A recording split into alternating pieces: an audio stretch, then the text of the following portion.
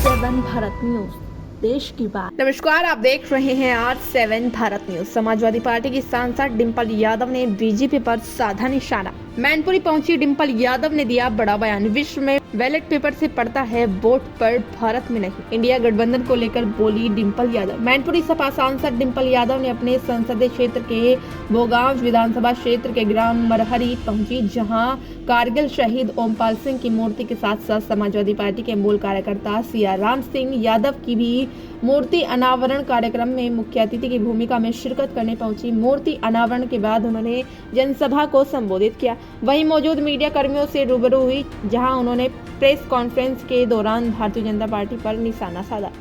उन्होंने कहा कि हम तो मन से भगवान राम के साथ हैं। सबको भगवान राम के आदर्शों को अपने जीवन में उतारना चाहिए, और जो लोग राम राम कर रहे हैं उन्हें अपने आप से पूछना चाहिए कि क्या वो राम के आदर्श संस्कारों को अपने जीवन में उतार पाए या नहीं उतार पाए।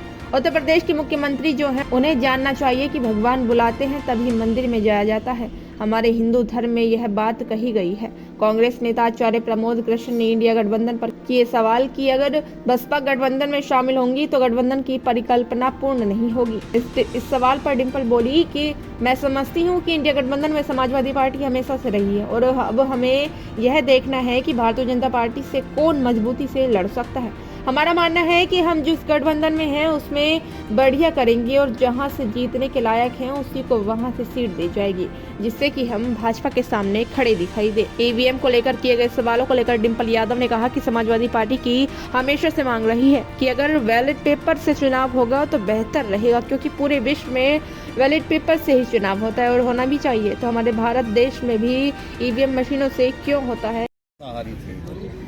जो आने वाली जो लड़ाई है वो संविधान को बचाने की लड़ाई है। जहाँ हमारे युवाओं के पास नौकरियां नहीं हैं, जहाँ महिला सुरक्षित नहीं है। उत्तर प्रदेश के आप आंकड़े उठाएंगे तो आपको एनसीआरबी के आंकड़ों में मिलेगा कि लगातार महिलाओं के साथ शोषण बढ़ रहा है। फिर हमने बीएचयू वाली घटना देखी है, बनारस वाली घटना देखी है, किस तरह जो रेपिस्ट थे वो भाजपा के निकले हैं। तो मुझे लगता है आपको इन सब मुद्दों पर मुझसे सवाल करने चाहिए जो उत्तर प्रदेश का मामला है।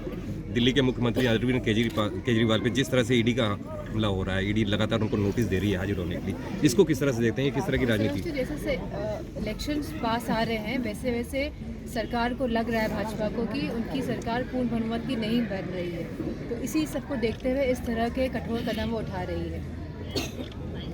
अभी राम मंदिर की अगर जो बात करें तो लगातार कार्यक्रम की घोषणा कर रही है बीजेपी, तो क्या इसमें समाजवादी पार्टी की प्रतिभाग रहेगा कि भागीदारी रहेगी वहाँ पहुँचने की?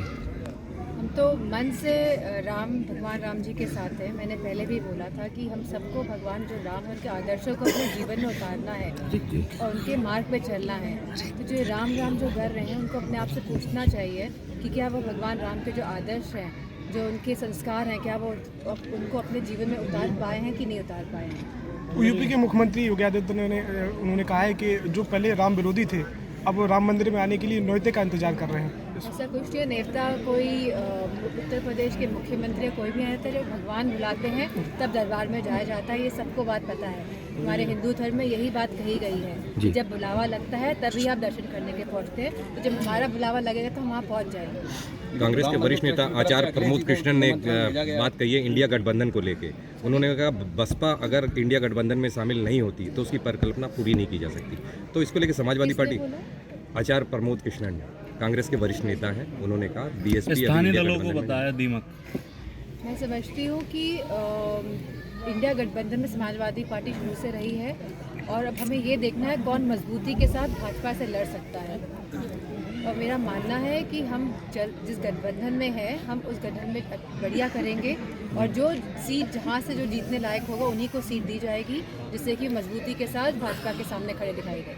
मैडम, जैसे कयास लगाया जा रहा है कि 20 सीटें मांग रही है यूपी के अंदर, ये आपका आकलन है, मैं नहीं समझती हूँ ऐसी कोई बात। जैसे कयास लगाया जा रहा है कि कांग्रेस को हटाने की काम कर रही है सपा या बीजेपी को, भाजपा को? हमारा जो पार्टी है जिसके साथ हमें लड़ना है वो भाजपा है, और बहुत मजबूती के साथ लड़ना है। और मैं समझती हूँ इंडिया ब्लॉक भी ये बात समझती है कि भाजपा को जो हराएगा कैंडिडेट उसी का साथ दिया जाएगा, उसी का समर्थन किया जाएगा। जिस तरह से अभी राजस्थान में जो चुनाव हुए थे उसमें जो ना लगातार 3 प्रदेशों में भाजपा काबिज रही है, तो क्या लगता है इसमें क्या ईवीएम की कमी है या ऐसे का भी इसमें भली ईवीएम क्या समर्थन मिला है?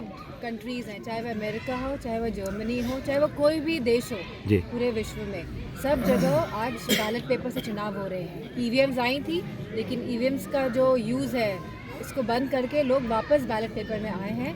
तो अगर हम वापस बैलेट पेपर में आते हैं तो ये बहुत ही प्रगतिशील कदम होगा, मैं समझती हूँ। तो इसके मतलब जो है ईवीएम से चुनाव नहीं किया जाए तो जनता जो है ना बाकी में जिसको चुनाव करेगी यानी जिसका चुनाव करेगी वो सब समाजवादी होगा। पार्टी की लगातार मांग रही है कि अगर बैलेट पेपर से चुनाव होगा तो वो बेहतर होगा, क्योंकि सब पूरे विश्व में आज बैलेट पेपर से ही चुनाव होते हैं।